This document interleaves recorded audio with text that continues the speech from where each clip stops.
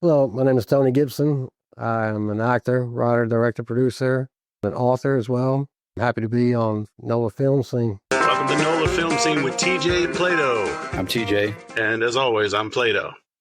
All right. Welcome back to NOLA Film Scene. I'm here with my friend Tony Gibson. Tony, thanks for joining us. It's been a long time coming. Yeah, it has. Appreciate you guys having me on the show. Finally here. We are indeed finally here. Took a little bit of scheduling, but yeah, that's what happens when you're busy and successful, right? Yeah, it's something like that. I'm just like, every day is a blessing for me, man. It's, one way or another, if it's fame that comes or success, great. If not, I'm just going to love and live life, man. It's like, I think that is a treasure in itself. But yeah, again, thank you guys for having me on the show. For sure. So we've got a few things to unpack here. You've got a movie that you're working on, a book based on the movie. You're an actor, director, producer, musician, published author. Have I left anything out? Yeah. Man of many hats. Yeah. That's good, though. Yeah. It's an inspiration, for sure. Thank you. Thank you. Yeah, I do music and stuff as well, I believe, and like producing. That's a little bit of an add-on to that. But to be honest, it's like directing film is so much more involved than it is just acting for a film.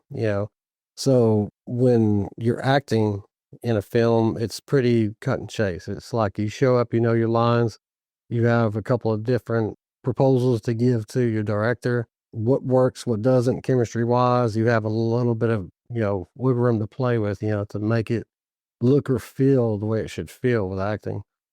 Directing, that's another story. Directing is, if anybody else, the 30 or 40 people are lost or something is going haywire, you're the one they come to on top of everything that you're trying to accomplish creatively. Right. So it's a night and day experience, but yet it's all a good experience when you've got the right ammunition to go with, right? Music for me, though, I'll be honest, is something I've kind of come full circle back around to, and that's where I began my journey, so to speak. So to come back full circle back around to music, it's rewarding, it really is. To just like be back in that moment where you left a piece of yourself, in the shadow, and with that, kind of being said, and then being an author. This to me is opening up more channels for me to or like orchestrate. It's like an orchestra. So yeah, I'm excited. I'm excited to have the book become a movie. I think I've had my day with independent. I love independent film. I respect in the highest matter and highest form because that is the greatest school. But Immortal Limitations will not be an indie film. Yeah. They won't be. I'll set the standard too high for 20 plus years experience of doing what I'm doing. Yeah. And I'm just going all out on this one. So, yeah. And with the way the film industry is starting to dwindle into the New Orleans area lately, especially since the strike, it's good to see projects like this come along. I know I'm friends with quite a few people that have already signed on to your project, and that's a great thing to see people getting work out of it. Yeah. So when you and I talked before, when we were getting to know each other a little bit, you started with music in high school, and then the love for performing kind of progressed from there, right? You did theater in addition to the music. Did you start theater in high school, or was it after high school when you started getting involved with that? A little bit after high school. High school, I was in trouble a little bit, more than the average bear. I think I had to get past several things with anger, things I had within myself that music actually helped to relieve. It was its own medicine for me. So, starting mosh pits and, being among people who created the same vibe to other people who didn't understand it, metal. It was just anger, or that it was, insanity, people just being out there doing what they're doing in a pit, but then there was a formula and an understanding to it that came along with time. And then after being in the pit, there were people who were little bitty that probably didn't belong there, but the moment they fell down, you had this huge guy helping them up, and if you had, girls just there having fun and she gets felt up, you had somebody coming in there and like, spearing the guy, it's a mutual respect. Yeah. There's nothing about, it was an anger release in the same sense it was something that you felt unified. It was like a unity is what it was. It's like, to me, like buffaloes running together. Yeah. That's kind of what it symbolized to me on a Native American way, you know. So yeah, it was its own healing medicine for me back then, which helped to get me to where I am today. And like you said, it's like for theater came at a time when I was no longer performing in front of people in that aspect. I came from wearing long dreadlocks and mosh pitting and doing what I was doing to kind of being suddenly a family man. And that changed a lot of things for me when my daughters started. My daughters were born. Almost took a small hiatus away from being so angry. I had more of a reason to love being a father. Yeah. So from there, that's kind of, within that time period of my life between me being a metalhead and then me being a father and then that's probably that's when I went into theater. Theater for me was a chance to get back some kind of relived, reviving this person that I used to be in a different method. Because I was always fascinated by acting, always fascinated. But I'm just like, how do I get in here and get my feet wet and find out what this is all about. I ended up going to a small college and actually got involved with theater productions, several of them. And right off the top of the hat, I had to like become a 1930s cop and an old man within 20 minutes of each other, roughly. It's my first gig, and I'm like, wow, how'd I go about this? But it was a great experience to live in that moment that I felt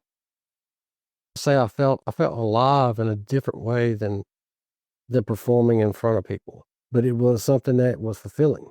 I was becoming these people, playing these people, and then I had my professor who was actually there to teach me, tell me that, look, you belong in film. And he's like, he really, really went out of his way. He's like, you remind me of Johnny Depp. I'm like, wow, that's way above where I'm trying to be, And like, he's like, but Johnny Depp scares me. I'm like, he scares you?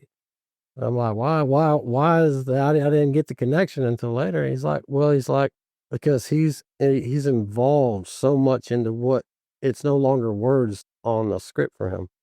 He's actually like morphed himself into these people and these characters in a fun way. And I guess that's something I attached onto myself. I was diving deep into who these people were. Yeah. And I was having fun with it. I was having fun with their body language being different and everything being different about my voice or their body or the way they would walk into a room. That's acting for me is something, it's somewhere on that caliber of understanding. So you've got to walk into this understanding. Not everybody will love you. Some people might hate you, hate your acting. Some people might love you and think you're incredible. You're going to get best of both worlds in this. And what I've learned by doing what I'm doing is to not take too much to heart, whether it's good or bad. Yeah. It can't be so good that it's swelling your head to where you think, everything is, you're way above normal people. You can't think like that, or that you're way underneath, because somebody like kicked your ego, I mean, you've got to have the balance of both. Yeah. So to me, that's understanding who that comes back to my music days, where it's like it was a place of rage where I was coming from, but I found the place of peace inside the rage. That was something else that was happening with both film, with writing, with doing everything I was doing, I was finding the peace and the rage. And that's what I do with characters. I morph into these people. Yeah. That's part of I guess, my transformation. Some people, I guess they have the schooling or the technique to shut it on and shut it off. I can't. I don't possess that. I have to morph it into something else. Yeah. Like I'm a carpenter, or I'm this, I'm several, and I'm an artist in every method. Yeah. But I have to morph it into something else. Yeah. This can't just like shut it off. Yeah. It has to morph. So, but that's just me. That's my thing. I can see it too. So you and I have met in person a few different times, film festivals and meeting for coffee to talk about projects. And we worked together on Matt Carroll's project, the one on the train, and the character you embodied for that scene, that role was completely different from the Tony that I know. You were a completely different character. So I definitely get what you were saying. Yeah. I appreciate that, man. It's partially having, just have fun with anything that just you land like that. Like you said, there's a lot happening in Louisiana right now that people really need some sort of inspiration, hope, Yep. I'm just looking to try to bring I'm bringing all my guns to the table in New Orleans. I love New Orleans. It's always felt like home to me. Yeah. And, to be honest, that word is something that I would recognize different from other people because I've been all over the place. I've kind of been a little bit everywhere. But there's something special about this place, and I'm proud to admit that. And I think a lot of people see it, and maybe they don't take it for granted what could be done, like the potential that could be done here. Or maybe they've just thought, well, movies come and go through here. That might be true, but you also got to think everything changes and everybody grows, and there's something you have to grow with. You haven't made that next great movie until you've made it. Yeah. You know what I'm saying? It can't just be a thought. It's got to be, in action. And it's got to be the right time for it too. Yeah. I've had people that I kind of counted on at one time. I was, some investor wise and stuff like that. And I've learned a lesson to just kind of, again, don't take too much to heart. There's a lot in the industry that could make you really bitter, but I try to steer from. You just got to kind of take it with a grain of salt and do what you can to kind of, finance stuff. And this is the hardest way because everything takes time and money. You have to find the happy medium to do it, to try to do it yourself until you get recognized for someone who is more than capable of doing what they do on a very high level. Yeah. Then you'll draw the attention in of people who are actually understand that you're wanting to do more on an artist level than just being a fling. Time tells who you are, you know what I'm saying, with the things that you love to do. And that's just been my history. Yeah. Let's talk about the book and the film project. I know the screenplay came first, right? You did werewolves first, and now you're doing vampires. I'm not going to give any spoilers. If people want spoilers, they're going to have to go out and get the book. Yeah, there you go. They don't need to wait for the film. They need to go get the book and then see the film. Mm-hmm. So you adapted the book from the screenplay. Yes. Tell us how you came up with the idea for the film project and the book without spoiling it too much. Okay. So Immortal Limitations has been like on my radar for a very long time. I love vampires. And as you said, Gypsy Moon was my first film. Werewolves, different take on werewolves is what I was kind of going for. Same type of methods with a different take on vampires.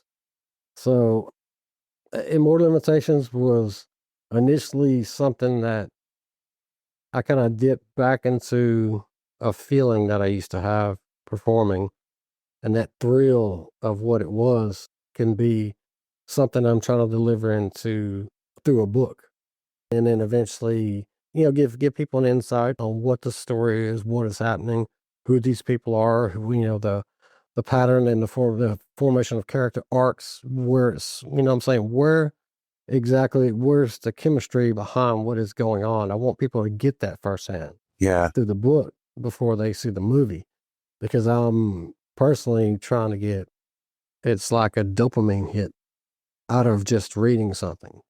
One of the greatest rushes that you could possibly get sitting in a theater or sitting in your chair and then absorbing what is happening on a film. I'm trying to get that dopamine to a very high level of intensity. And I know there's a formula, there's a science to it. There's a way to, it can't be like a sudden strike. It's got to be like, a climax of things that happen.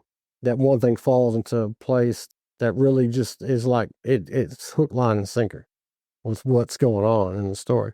But vampires, I wanted another take. I wanted a different type of vampire than everything that's been out there, so I'm a huge fan of Lost Boys, I grew up watching that stuff, like Vamp, like the old school ones that I can remember, like Salem's Lot, like the 1978, 77 version of Salem's Lot, Stephen King.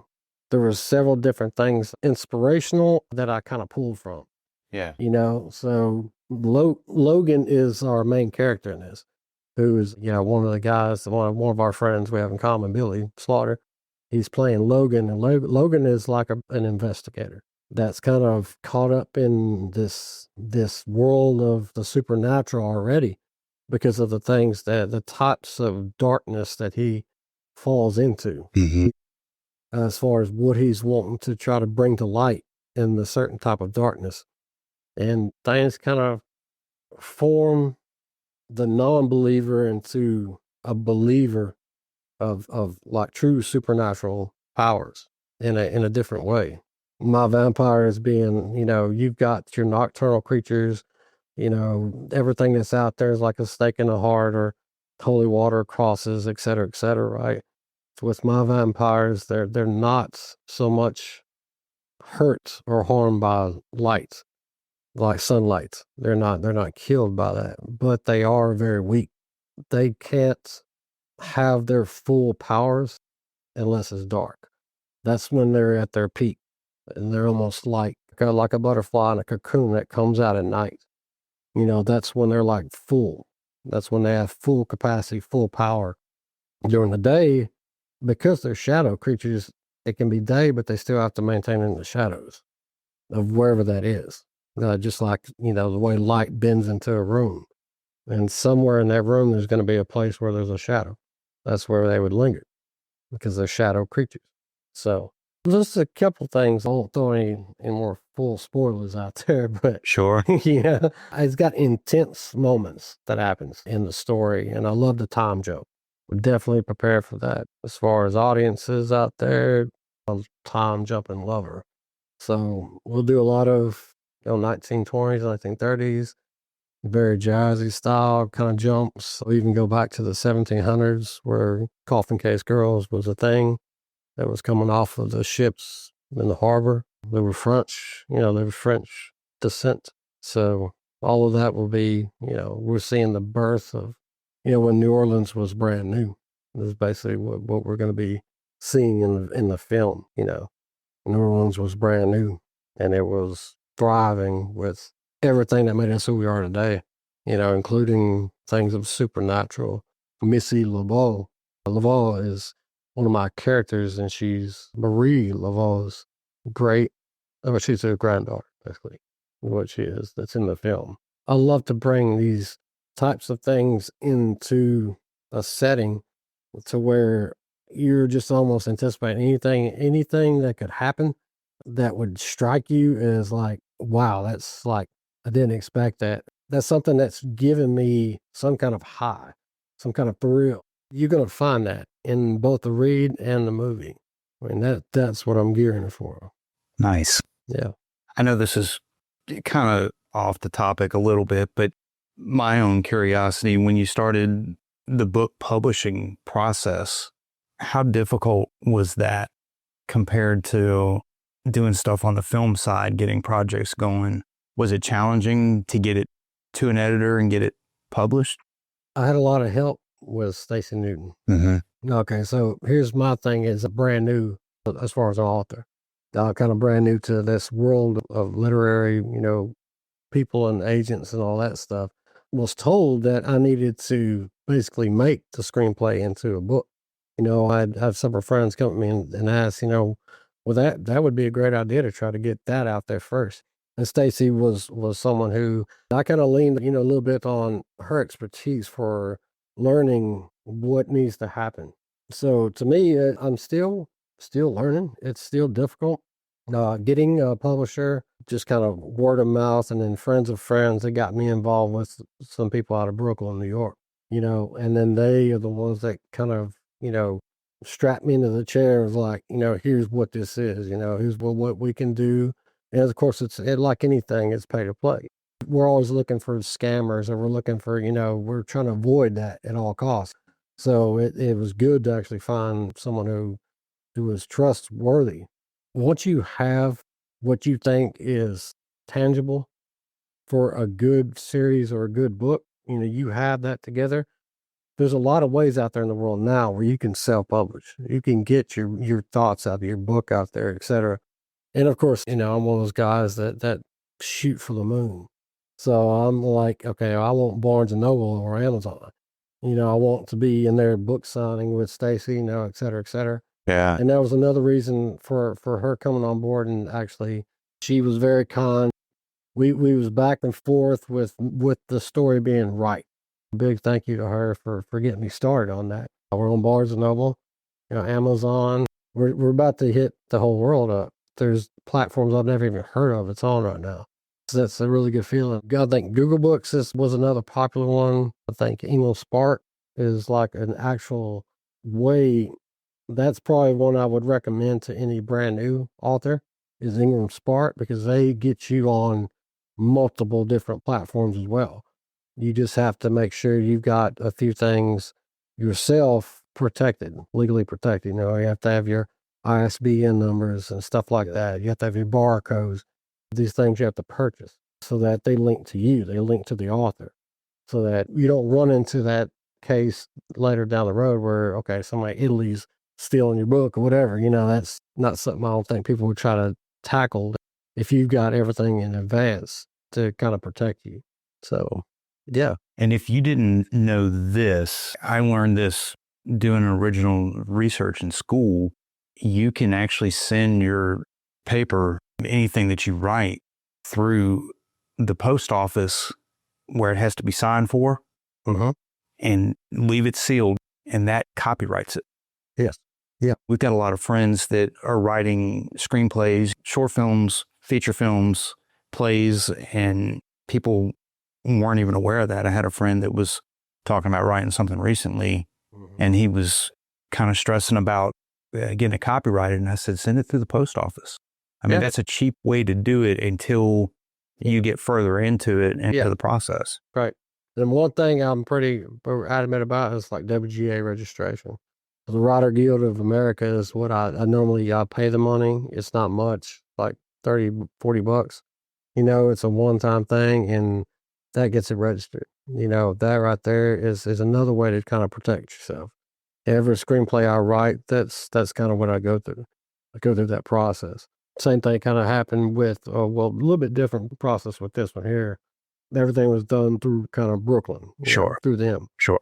But yeah, the book is out now, and I hope you guys check it out. It's something I'm very excited, very, very excited about shooting, especially coming out of supernatural realm with werewolves. And then I had a little Viking excursion, was my other film, Myth Among Legends. I did a shot at New Mexico, northern New Mexico. And that was like during the winter apocalypse. A Valentine's Day of all times. It's like Valentine's Day, like 2020 or something like that. Right before the world came to a stop. Yeah, it came to a stop, man. Everything was like, it was right there. It's like we did the actual Viking shoot, authentic period piece stuff. And the helmet I wore was so heavy. It was probably 40 something pounds I had on my head. And what we was working with costume wise, it wasn't much. I mean, I had like deer skins on me and basically like deer skin pants, and it was close to 15, like 6-7 degrees out there, you know. And I was like, I was basically naked except for that fur, Yeah. you know, out there. That was a good experience. That was actually, for me, that was one of the greatest times of my life in the acting world, was being able to live in the moment, you know, because it wasn't just a set. It was an actual mountain with snow covered, you know, and everybody was in that moment, in that zone, you know, to shoot this project. Yeah. Which was really, really, really neat. You know, Brian and I ask people a lot if they had one thing, do they have like a dream project, something that's on their bucket list that they want to do as an actor, or if it's a director or producer or whatever that we're talking to. And I've always kind of thought about it, and I'm like, I don't know, maybe people think it's dumb. One, I've already checked off the list with Matt. He did a faith-based film, and that was This Soldier's Heart. Billy was in it, Hick was in it, a lot of our friends were in it.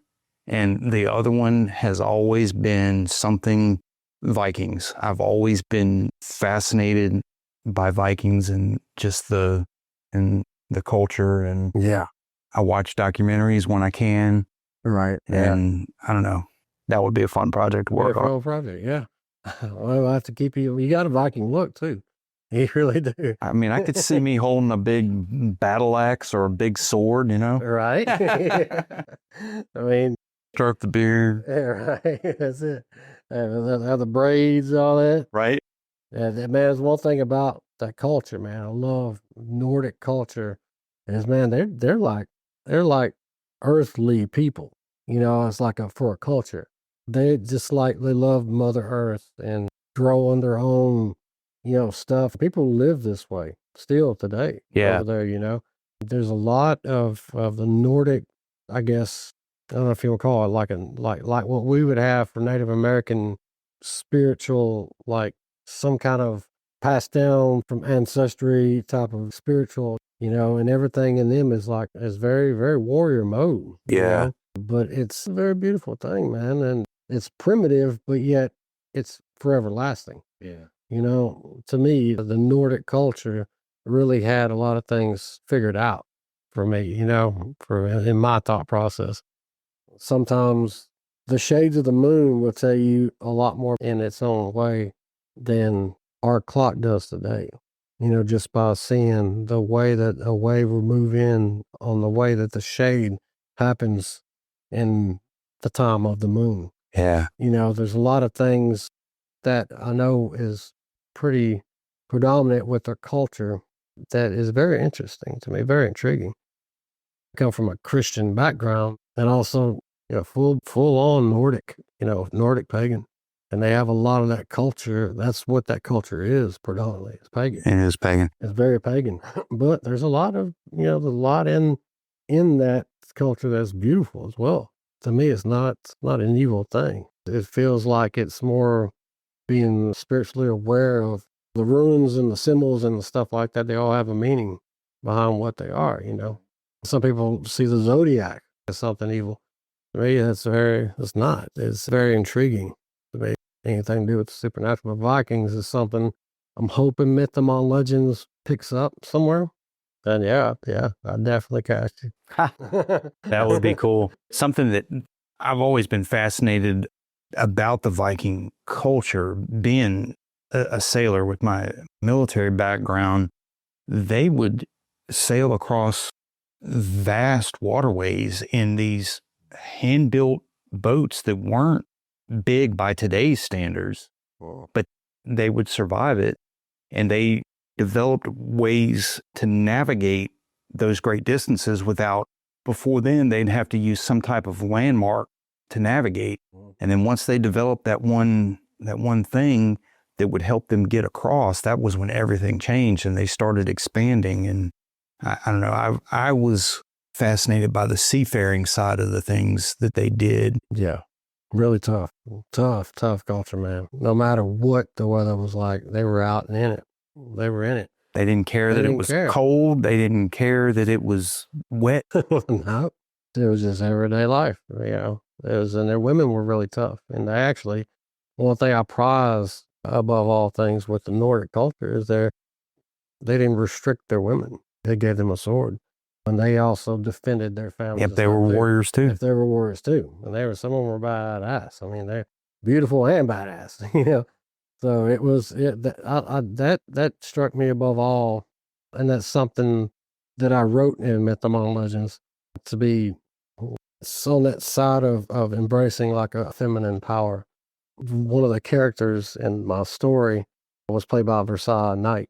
And she was one of these warriors who, you know, you just look at her and she's a little bitty thing.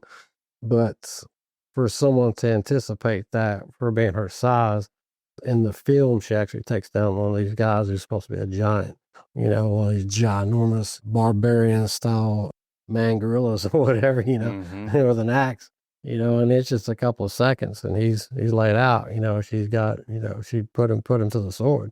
You know, so little things like that, I take pride in that's where that thrives from, you know. That thrives from me, and also me being a father of 3 daughters. I want them to be brave. I want them to challenge, you know, I want them to be out there adventuring and doing what they're doing fearlessly. And that's what they do. Yeah. That's cool. Pretty cool, man. But yeah, Vikings is definitely something I would love to jump back up on. Once I get a little bit past, I'm in a vampire mode right now. Vampires are, especially in New Orleans, vampires in New Orleans. I'm not the first one to be doing this. There have been multiple people who've come in, and a couple of them. Anne Rice is a huge one. She's like the queen of basically New Orleans when it comes to vampires. You know, she's made her way and she built her history around him when she was alive. I think the interview with the vampire that was done by her, and there was a couple more. I mean, I liked it, but to me, like vampires, I think the scenery more than I did anything. You know, the storyline and stuff like that. I think the way I guess I would be am inspired by just about everything that I've seen as far as New Orleans and vampires. You know, I'm going to find something in there, even if it was a project that didn't have a huge budget or whatever, you know. I'm going to find something about it to be inspired by. Yeah. And then again, you know, as a creator, you always want to try to have a new take. You want to develop something that someone hasn't seen. You know, they'll be like, you know, might see a part of your movie, like, oh wait, that's a carnival scene. And, you know, you kind of got some stuff going on over here with vampires. That's Lost Boys. I'm like, yep, you're right. That's exactly what I'm inspired by. You know, and there is the carnival scenes and stuff like that in Immortal Limitations. Yeah. You know, there's things of that nature that I love the way that felt. You know, the way that the things were happening with music or with rides or with, you know, part of the story, you know, that was very enticing to me. That's a part of the movie that got me, that I wanted to make in my own version and kind of amplify that dopamine. Yeah. I think being a musician will help too when you talk to whoever your composer is going to be. You have that ear for music, I think, is going to help them intensify those moments. Yeah, intensify them. Well, the guy, Jamie Christopherson, I'm kind of loyal to this guy, Jamie Christopherson. He's the one that did the score for Myth Among Legends, he is like an A-list composer. He's done so much stuff. He's always, his music is always on Netflix. He's one of those bigger guys out there, and his stuff is just really good. You know, Jamie's stuff is like, it's just phenomenal. And what he does is he does in a musician's way, and respectfully as from musician, he does things where he is deep into it. Yeah. You know, it's like he's seeing the scene and he just starts, this invisible noise just starts coming to his ears. Yeah. And this is what he's creating. It's kind of what I do in a scene. And people you know, wonder why I'm just staring off in outer space. I'm behind a monitor somewhere. It's because I can hear the music. Yeah. I can hear the music actually playing. Nobody else can hear it, but I can hear it in the scene. And to me, that's how I'm cutting. You know, that's how I'm kind of cutting what is happening in this scene or what's happening in this picture different from the next scene. You know what I'm saying? Yeah. So, yeah, he'll be the guy. Jamie will be my guy in Immortal Limitations, man. Dude is sick. Definitely check out his work. Excellent.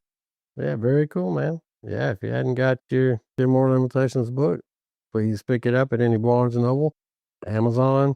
We're on English Spark, Google Books, Apple Books, and the movie soon to come out. What about your socials? You want to share your socials? As far as social media, you can find me on Instagram, Howling Full Moons, Go Ship 36, Facebook. I'm on Tony Gibson 85, TikTok. I have a YouTube channel as well. I guess I can give you the link to drop in there. We can drop it. And drop my IMDb. I'm out there on IMDb. I'll be out in New Orleans here pretty soon with this film. Tony, it was great having you. Thanks for sitting down with us, and really enjoyed it. Yeah, absolutely, man. It's a pleasure. Pleasure, TJ. Thank y'all for having me on the show.